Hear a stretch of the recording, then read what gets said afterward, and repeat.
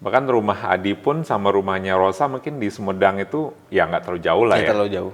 Karena sekolah Adi persis di depan rumah Rosa. Oke, nah bisa cerita nggak Di, itu gimana sih dulu?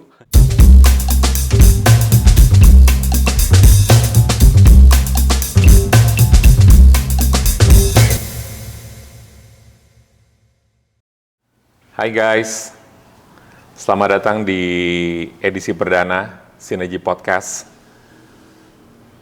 Sinergi Podcast ini kita realisasikan sebagai bagian dari momentum 20 tahun RM Sinergi. Kita ingin menyerap sebanyak mungkin informasi, ilmu, pengalaman dari figur-figur yang mungkin terafiliasi ke RM Sinergi. Harapannya ini bisa memberi manfaat, bisa menjadi refleksi tambahan juga bagi kita semua untuk melakukan lebih banyak hal baik di masa depan. Di kesempatan pertama ini kita kedatangan Adi. Halo. Jadi Adi ini sudah abang kenal mungkin sekitar berapa tahun, Di? Oh, kalau kenal kayaknya dari 2000 berapa mungkin 2017. 2017 ya, sekitaran. Sekitar gitu lah. Ya hampir 10 tahun lah ya, udah cukup lama ya. Hampir 10 Hampir 10 tahun, cukup lama. Baru nyadar juga lumayan juga. Ya, jadi Adi ini pertama perkenalan abang sama Adi. Adi adalah member dari band Bandung bernama Jave. Nah, diperkenalkannya dulu oleh Sama Kiki Kemas. Kiki Kemas ya. Pertemuan pertama kita kayaknya di kantor Ciamplas ya. Ciamplas. Nah, dari sana kemudian abang secara pribadi juga melihat potensi di Jave, di mana waktu itu masih dengan format yang sebelumnya, yaitu adalah Adi, Pepe, atau Kevin ya, kemudian Reza atau Eja, sama Rian. Nah, Jave sendiri sekarang bertransformasi masih dengan 4 member, tapi PP memutuskan untuk mundurkan diri dan kemudian digantikan oleh Adi. personilnya Hedi. Oh iya, tempatnya. Tempatnya ya. Jadi tetap kembali berempat nih, dari 4 jadi 3, balik lagi jadi 4. Nah, Adi sendiri teman-teman semua adalah juga seorang A&R manager di Next Studio, salah satu infrastruktur di bawah Rima Sinergi Global. Dia sendiri pun memiliki karir sebagai penyanyi solo yang kebetulan ini sampai sejauh ini masih menyanyikan lagu-lagu yang abang ciptakan bersama Adi. Kita udah merilis 2 lagu. Yang pertama judulnya Nak. Yang kedua Si Hati Sutra. Dan kita akan rilis 1 lagi dalam waktu dekat. Jadi di samping itu Adi punya banyak eksplorasi lain. Dia juga merupakan bagian dari band, kita nyebutnya apa ya kalau bio itu? Ska Orkestra. Ya, bisa dibilang kalau kita kan sebutnya orkeska, jadi Orkestra, orkestra, tapi ya dalam musik ska jadi orkeska aja. Orkestra gitu. Ya. Namanya Bio. Iya, namanya Bio. Itu juga salah satu band yang ada di Rima Sinergi Global juga. Apalagi ya aktivitas Adi yang lain? Ya produser musik juga. Ya, produser musik. Adi sejauh ini sudah memproduksi beberapa lagu. Adi memang kita orientasikan ke depan bisa menjadi bagian penting dari music production powerhouse-nya Rima Sinergi Global, karena kita punya Next Studio. Nah, bersama-sama dengan beberapa rekan kreatif yang lain. Nah, di kesempatan kali ini abang mungkin ingin bertanya-tanya ke Adi sebagai edisi pembuka dari Sinergi Podcast kita ini. Mungkin Adi bisa ceritakan perjalanan Adi sehingga akhirnya bisa masuk ke dunia musik. Oh gitu ya, Bu. Oke, sebelumnya perkenalkan nama saya Adi. Saya bisa dibilang sebagai musisi lah ya, karena memang dari dulu senang banget sama musik gitu Bang. Dari sebetulnya dari keluarga pun bisa disebut dari keluarga musik juga sih Bang, karena dari ayah juga, ayah seorang pemain bass, main keyboard juga, terus kakak main gitar. Jadi memang dari kecil tuh. Bisa kasih tahu namanya ayah siapa, Oh ya, kakak siapa? kalau ayah namanya Pak Pepep, kalau orang kenalnya gitu. Oke. Pak Pepep. Di Sumedang ya? Atau teman-teman, ya sebagian teman musisi taunya Pak Pepep lah gitu. Terus kalau kakak namanya Agi, dia juga pemain gitar. Dari kecil memang sering liatin gitu, kayak kakak latihan di rumah kan, memang ada studio ya Bang ya, di rumah juga. Di Sumedang juga. Nama studionya apa? Orange Studio. Oke. Sekarang udah nggak ada, mungkin belum aktif lagi. Oke.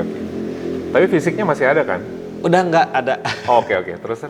Terus memang sering beraktivitas musik mungkin dari TK udah ngelihat papa sering dibawa manggung gitu. Ya gimana aja anak suka dibawa-bawa gitu Bang. Mungkin dari situ jadi ngelihat, ya seru juga ya main musik. Nah terus ketika beranjak SD udah mulai nyoba-nyoba gitar gitu Bang. Tapi memang belajar sendiri karena belum diajarkan secara, ya udah coba aja dulu belajar sendiri gitu, kayak gali-gali sendiri. Terus memang kalau keluarga nggak ada yang ngajarin nih main gitar tuh kayak gini, nggak kayak gitu. Memang cara ngejarinnya dengan mengenalkan alatnya aja gitu Bang. Kayak piano, nah ini piano, kayak papa tuh ngajarin piano, nah ini kunci C, udah aja. Jadi yang lain-lainnya nggak diajarin, biar cari sendiri gitu. Berarti habis C deh, berarti yang mana gitu, kita ngulik sendiri gitu. Terus kalau gitar memang dulu ada dibilang rekannya papa, dia guru gitar. Nah kalau gitar memang agak lumayan proper lah belajarnya gitu. Oke, jadi didatengin kayak ada guru gitar, ya, ada temannya guru papa gitar, gitu, temannya namanya Kang Apit. Nah beliau sudah almarhum. Kakak juga belajarnya di Kang Apit. Sama itu orang dari Sumedang semua berarti? Iya, dari Sumedang semua. Oke. Nah terus beranjak SMP udah mulai pengen ngeband Bang. Oke. Waktu itu ngebandnya dengan teman seangkatannya, masih anak-anak SMP kelas 7 SMP gitu. Senangnya tuh agak unik, senangnya kayak mainin lagu The Beatles Bang. Jadi ketika SMP itu di era itu kayak yang memang yang hits tuh kayak band-band. Kalau di Indonesia kan kayak Peter Pan udah mulai naik, ST12 ya, band-band. Nah kita malah senangnya jadul Bang, kayak The Beatles gitu. Menariknya gitu deh, ikut festival. Padahal usianya baru SMP ya? SMP, kelas 1 malah kelas 7. Dan ikut festival tuh menang bukan ya, ada yang juara 1 beberapa kali, tapi seringnya tuh malah juara favorit Bang, karena unik mungkin ya. Kayak masih pada kecil-kecil tapi bawahnya. Rata-rata kompetitornya usianya udah lebih besar biasanya? Iya, biasanya lebih tapi besar. bawahnya Beatles gitu? Iya, ini kan jarang banget gitu. Maksudnya umurnya aja masih kecil gitu. Tapi tapi emang dulu senengnya ngulik The Beatles kita. Karena apa? Karena menurut papa juga kayak kalau bicara musiknya kayak kalau The Beatles itu kayak chordnya bisa membangun fundamental musik di anaknya lah gitu. Diarahin juga nggak dulu sama papa? Untuk memang mainnya fokus aja ke kalian nih anak-anak, ngulik aja dulu Beatles fokus gitu, atau alamiah aja gitu? Sebenarnya dulu ada apa ya, kayak coachnya gitu loh Bang. Ada tetangga yang Kang Bohim namanya, tetangga. Udah aja yang membentuk bandnya itu. Udah kalian pada ngeband aja, bawain The Beatles, gini unik lah gitu. Membernya siapa aja tuh? Membernya dulu tuh ada Dendi, ada Dina, awal berempat. Ada perempuan juga? Nggak ada. Oh, Dina itu laki-laki? Dina laki-laki. Adi, Dendi, Adi, Dina, Dendi, Dina awal. awal. Sama Jainuddin teman ada satu. Zainuddin, oke. Itu masih pada Itu kecil-kecil. pada warlock situ semua ya? Warlock situ teman sekolah mah. Oh, oke. Oh iya, ya, teman sekolah ya. Teman sekolah sih. Oke, terus dari sana, dari SMP ngeband, terus ya ikut lomba-lomba, Lomba-lomba. dapat rata-rata dapat apa sih juara favorit Iya, gitu. juara Terus favorit pas SMA terus ngeband. Pas SMA masih ngeband, tapi kalau pas SMA tuh agak kurang terarah gitu bang. Jadi Lebih pas terarah SMA, SMP malah. lebih terarah SMP. Oh, kenapa Terkonsep. Entah mungkin udah banyak. Oh iya, orang-orangnya juga udah nggak satu sekolah lagi bang. Oh, Kayak misah-misah ya? pisah-pisah. Terus kayak di SMA banyak hal baru gitu kan. Iya, Ada iya. eh, Percintaan segala macam. ya, dan kegiatannya juga cinta monyet ya gitu. Kegiatannya banyak kepecah ya mungkin karena teman-teman baru gitu. Jadi pas SMA itu malah nggak banyak ikut festival segala macam. Eh, ada ikut, tapi kita nggak punya band yang benar-benar fokus gitu bang, satu band itu. Adapun di akhir SMA mungkin kayak dari kelas 12 gitu. Nah si awal-awal SMA tuh malah kayak ada bikin band tapi kayak yang ngajakinnya teh ada satu senior memang ngumpulin anak-anak yang main musik lah ya, kayak nyambut-nyambutin gitu. Ada Adi, ada namanya Rian juga. Nah itu terbentuklah satu band namanya 3S kan. 3S. 3S itu singkatannya santai serius sukses karena emang moto sekolah waktu itu namanya band sekolah lah, jadi yang band yang mewakili sekolah gitu. Oke.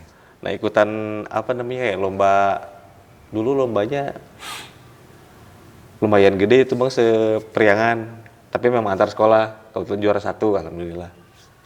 Waktu itu jadi openingnya Peter Pan waktu itu. Oh iya? Ya sama Samson waktu itu ada. Nah, Adi posisinya dari saat awal-awal tuh udah basis. Bass waktu itu bang. Ya padahal Adi sebenarnya, ya ini abang sering ngebahas ya sama Rian ya khususnya, sama yang lain-lain juga sih di Rimas Seni Global.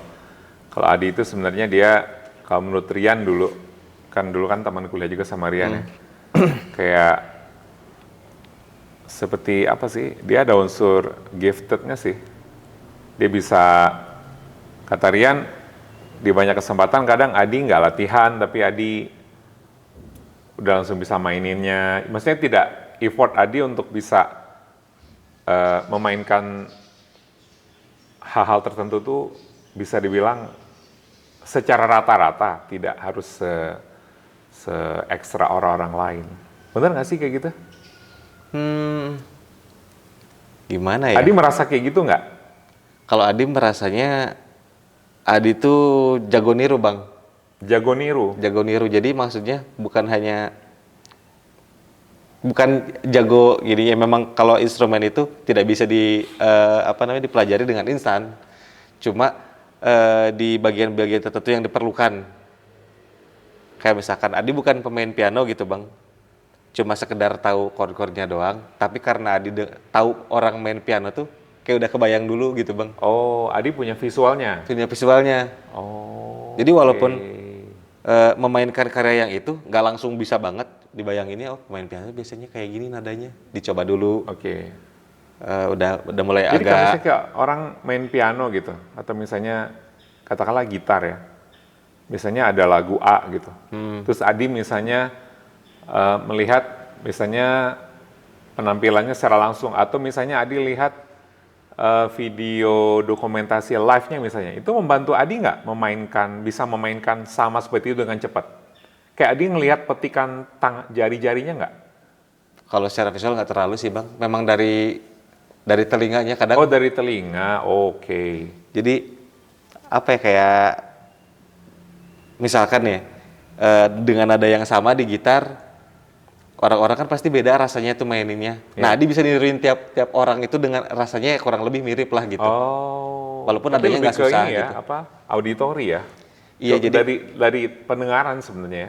Jadi ya sebenarnya dari pendengaran sih kalau menurut Ade bang, karena keras pelannya ngehit senar misalkan itu ngaruh ke tone pasti kan. Nah, kurang lebih Adi bisa agak memproyeksikan, oh kalau pemain misalkan kayak John Mayer ada hit-hit tertentu di nada tertentu, oh kira-kira bakal seperti ini. Nah, Adi coba di situ. Oh, Biasanya gitu. Jadi oke. kerasa oh ya kayak John Mayer gitu. Oke. Padahal kan secara nada mah itu bisa dimainkan oleh siapa aja gitu. Iya. Susah. Itu sebuah keunggulan anugerah juga ya sebenarnya. Alhamdulillah. Oke. Nah terus nih sebelum nanti mungkin Adi terusin cerita lebih lanjut tentang perjalanan Adi yang abang pernah dengar waktu di kampus ya. Kampus ini kan formatnya udah bertemu nih sama Eja, bertemu sama Rian dan seterusnya. Tapi abang mau mundur lagi sedikit. Jadi satu kesempatan abang pernah, mungkin waktu itu ada Adi juga, abang pernah WhatsApp Rosa kan? Oh iya. Ya kan? Abang pernah WhatsApp Rosa kan? Abang kan punya kontaknya Rosa adalah waktu itu ada komunikasi, wacana-wacana, ya bisnis atau apalah gitu ya, masih dunia musik juga. Iya. Terus abang mention tuh tentang namanya Papa. ayahnya, papanya Adi gitu kan ya. Jelas dia ya ingat gitu kan, karena kan bahkan rumah Adi pun sama rumahnya Rosa mungkin di Sumedang itu ya nggak terlalu jauh lah ya. Terlalu jauh. Karena sekolah Adi persis di depan rumah Rosa. Oke, nah bisa cerita nggak Di, itu gimana sih dulu kayak journey, ya kan Rosa itu termasuk Diva. salah satu artis yang bagi abang paling sustainable ya. Ya betul. Ya kan? Dan dia berangkat bukan dari, ya abang nyebutnya kayak, dia bukan kategori elit musik gitu. Ya kan, dia bukan dari kota besar, dia nggak berasal dari keluarga musikus atau artis ternama gitu kan. Ya tapi pasti kan dia berjuang keras ya buat sampai ke titik itu. Adi bisa ceritain nggak sih kayak, ini dari perspektif Adi dan keluarga Adi aja, kayak mungkin sedikit perjalanannya Rosa dulu di awal-awal dan irisannya sama keluarga Adi seperti apa, terus mungkin ada hal yang menarik mungkin sehingga yang mendengar juga bisa dapat informasi atau insight yang bermanfaat lah gitu. Oke, yang Adi ingat ya Bang ya. Sebenarnya kan kalau Adi sendiri belum pernah kayak tatap muka sama Teh Ocha sendiri. Oh, belum pernah? Belum pernah. Oh, zaman dia udah nggak di Sumedang, Adi baru gede gitu? Iya. Adi kecil-kecil nggak ketemu sama dia? Enggak tahu nggak inget ya. Tapi merasanya Adi mah nggak pernah ketemu sama Iya, Ocha? saya ingat Adi mah enggak. Oke, itu gimana? Cuma Dari cerita berarti ada dapetnya? dari cerita Papa. Oke. Jadi yang Adi tahu itu kita satu alma mater gitu Bang di SMA tuh. Cuma ya beda angkatannya lumayan lah. Oh, Mbak Ocha itu SMA? SMA 1 Sumedang sama kayak Adi. Sumedang. Nah, terus Adi dengar cerita nih. Jadi Papa tuh dulu tuh selain main musik memang di organisasi musiknya juga aktif gitu Bang. Oke. Jadi ada satu organisasi musik namanya HAPMI, Jaya Himpunan Artis Penyanyi Musisi Sumedang gitu Bang. Jadi memang tiap tahun tuh sering ngadain festival pop singer. Oke.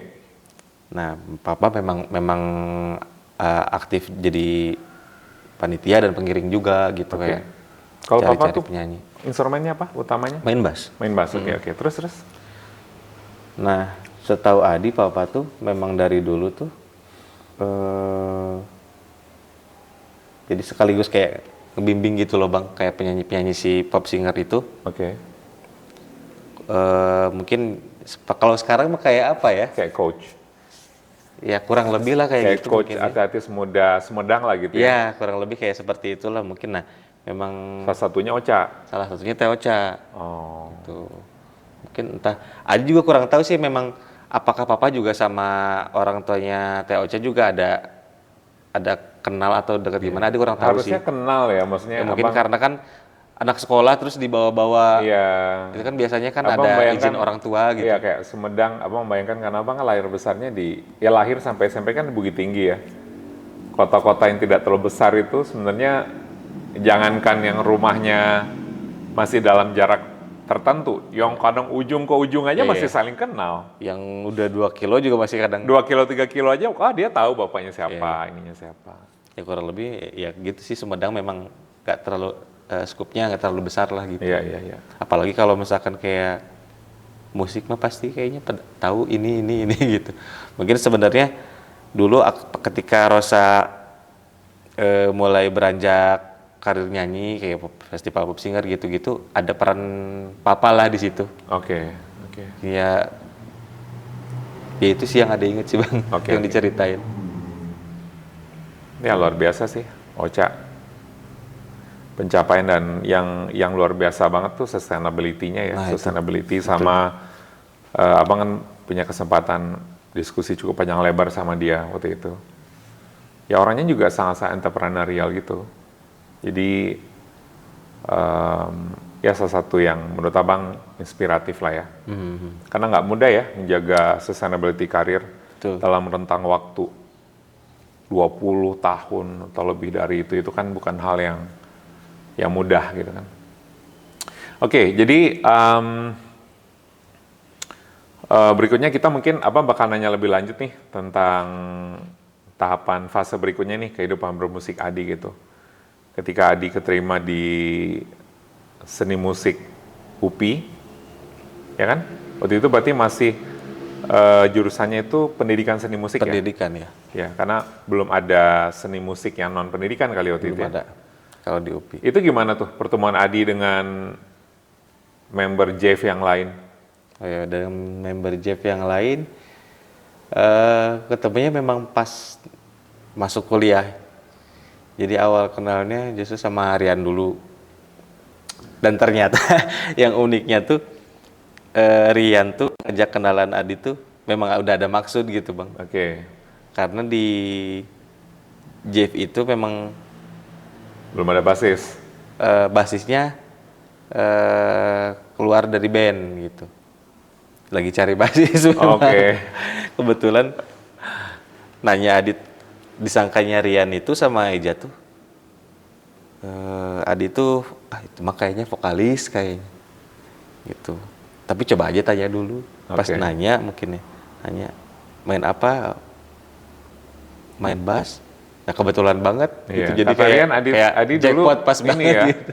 Orangnya sangat-sangat pendiam gitu nggak sih? Banget bang, introvertnya Kenapa parah. Apa karena baru ke Bandung atau gimana? Apa sih yang Adi rasain saat itu kok Adi? Padahal menurut abang Adi aslinya sekarang nggak segitu. Jauh sih bang, kalau sekarang apa dulu. Kenapa? Apa yang Adi rasain? Kok Adi bisa kayak gitu? Sebenarnya basicnya memang introvert bang.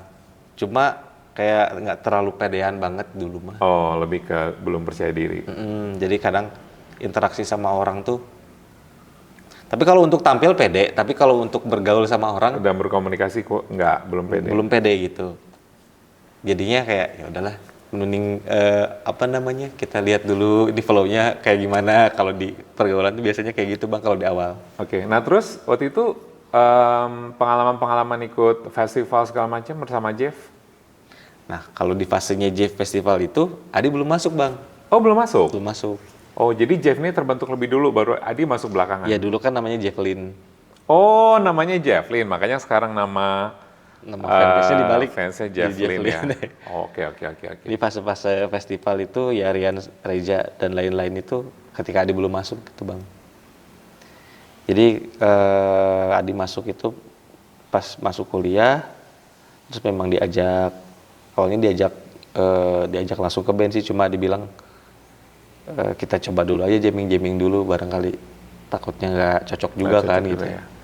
Oke, jadi teman-teman, Jeff ini belum terlalu lama ini merilis satu album. Yang berjudul Cerita Pendek ya.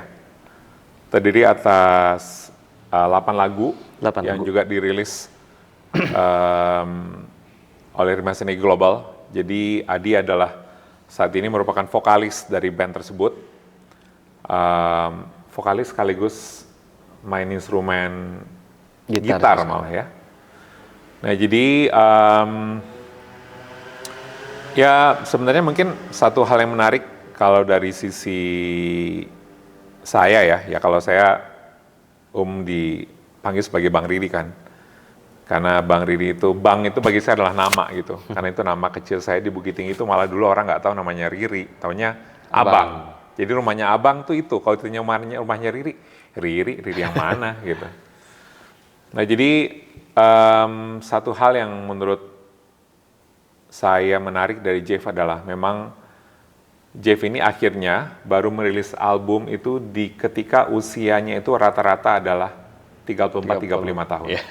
Ya kan? Hedi 40 tahun, Adi 33 ya, 33-34 ya. Iya. Rian aja mungkin lebih kurang sama lah gitu. Tapi kenapa Rima Seni Global memutuskan untuk kita akan rilis, kita akan paksakan rilis gitu, karena satu semangat yang kita coba ingin bangun itu adalah bahwa satu, tidak ada kata terlambat, ya kan? Tidak ada kata terlambat untuk hal apapun, yang positif ya. Jadi, dan memang merilis album langsung adalah bagian dari strategi kita juga untuk memastikan bahwa ya effortnya harus effort album. Jadi nggak ada lagi nih waktu buat hanya rilis single, udah terlalu terlambat gitu. Ya alhamdulillah responnya juga cukup baik ya, alhamdulillah gitu. Ya kita berdoa semoga semuanya ke depan buat Jeff, buat Adi, buat yang lain, ya bisa jadi pintu rezeki lah gitu. Amin. Ya kan, karena pada akhirnya ya ini semua kan apa ya, buat rahmatan lil alamin sih yang utama. Jadi apa yang Abang lakukan, perusahaan yang Abang dirikan, ekosistem yang Abang bangun, komunitas yang kita bangun dan kita kembangin, kan ujung-ujungnya kita mau dia bisa menciptakan berbagai macam hal baik itu ya finansial, non finansial, dan seterusnya. Ada satu pertanyaan yang menurut Abang mau sampaikan juga nih ke Adi. Artinya Adi kan merupakan bagian dari program Next Community Development-nya Rima Seni Global juga, ya kan? Ya kalau untuk skala Bandung, alhamdulillah lah, mungkin sekarang kita udah punya afiliasi di komunitas berapa? 100 mungkin? Ada. Ya kalau semua ya. Kalau semua ya. Semua ya, ibaratnya yang pernah terlibat, ya, acara. mungkin 150 kali ya, termasuk. Ya sekarang kita bikin orkestra aja pakai komunitas, sekali syuting berapa orang? 55, 60 orang gitu Ya, kan. 60 orang. 50 Terus kalau orang. kita bikin waktu itu Next Open Stage, bisa ada berapa tuh? Bandnya ada 8, 9, 10? 30-40 orang. 30-40 orang, belum lagi event organizer-nya, belum lagi yang murni ya keluarga inti kita gitu kan. Dan tim-tim yang terlibat juga biasanya nggak selalu semua gitu Bang, masih ada yang nggak ikut dalam organisasinya, tapi yang terlibatnya hanya nggak sebagian besarnya aja. Betul. Artinya emang kita sangat bersyukur sih. Pertama, Next Community Development ini secara teritorial tuh kita berada sangat dekat sama UPI ya. Iya, mungkin karena ada faktor abang-abangannya juga. Iya, abang-abangan karena mayoritas yang senior-senior yang milenial yang di Rima Seni Global di Next ini hampir semuanya adalah dari UPI juga tadinya. Dari UPI. Sehingga dedek-dedek Gen Z-nya lebih mudah untuk masuk dan bergabung dan juga. Dan senangnya mereka pada ini Bang, excited untuk ikut gitu. Iya, karena emang kualitas dasarnya menurut Abang membanggakan sih UPI itu. Secara apa ya, kayak bicara sama adik-adik dari UPI itu, baik itu yang masih kuliah maupun yang udah mau lulus atau yang udah lulus setahun 2 tahun, kelihatan mereka punya apa ya, standar dasarnya itu memang inilah oke gitu. Dan bahkan ketika Abang coba perlihatkan konten-konten hasil produksian kita ke orang-orang, bukan hanya dari Indonesia aja, kan Abang udah pernah perlihat ya, kan banyak ya, kayak Adi juga tahu, kita punya ya strategic partner, ada yang di Korea, ada yang di Jepang, ada yang di Malaysia, di negara-negara lain gitu kan. Rata-rata mereka memberikan apresiasi gitu loh akan apa yang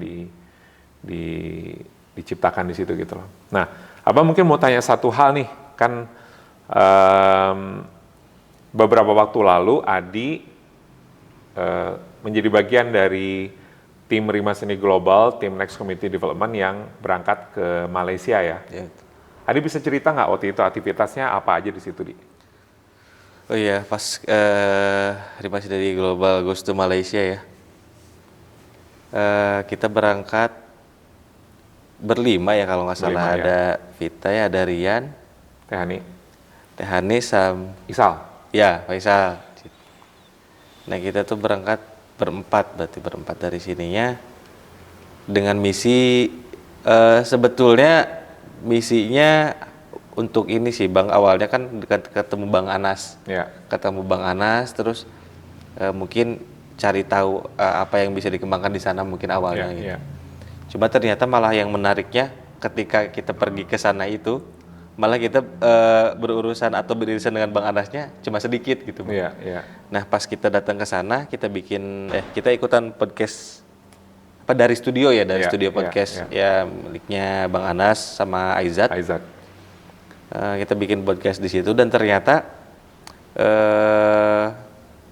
tim Bang Anas atau Aizat itu undang-undang mahasiswa Iya. mahasiswa apa namanya lupa Aswara. ya, Aswara ya, Aswara. Aswara. Ya Aswara itu adalah kampus Seni Universitas juga. Seni ya, Seni juga. ada musik, ada seni rupa lah, dan sebagainya gitu. Ya.